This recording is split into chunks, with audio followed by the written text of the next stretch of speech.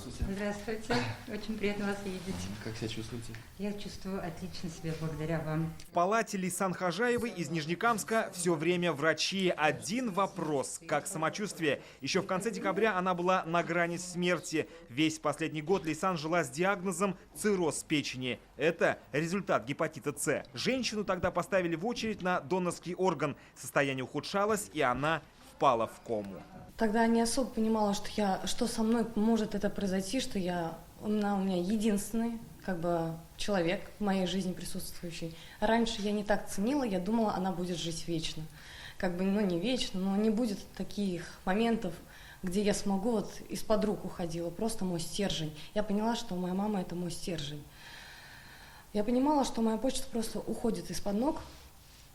Я не хотела отпускать. И я поняла, что нужно действовать. И донор нашелся. Тогда врачи «семерки» решились на серьезную пересадку. Работали совместно с медиками РКБ и онкологического диспансера. Все 10 дней праздничных, они выхаживали эту пациентку. Это вообще весь ежеминутно, коллектив ни разу 7-й горбольницы. Печень, пораженная тяжелым циррозом, к моменту госпитализации функционировала всего на 4%. Спасти женщину могла только экстренная пересадка. Понимаете, это первая трансплантация в этой огромной клинике печени.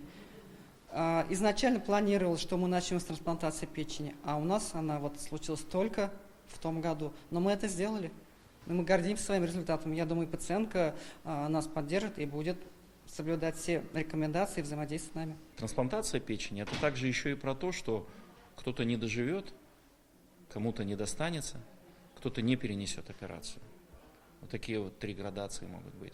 Здесь в данном случае пациентка дожила, дождалась и выжила. Лейсан ежедневно благодарит своих спасателей. Вы понимаете, когда вы уже вышли, вы понимаете, что вы 2 раза выкарабкались с того света, вы подходите к окошку, вы видите совсем другими цветами. Честно, плакать хочется. Я подошла к окошку, смотрю, совсем по-другому.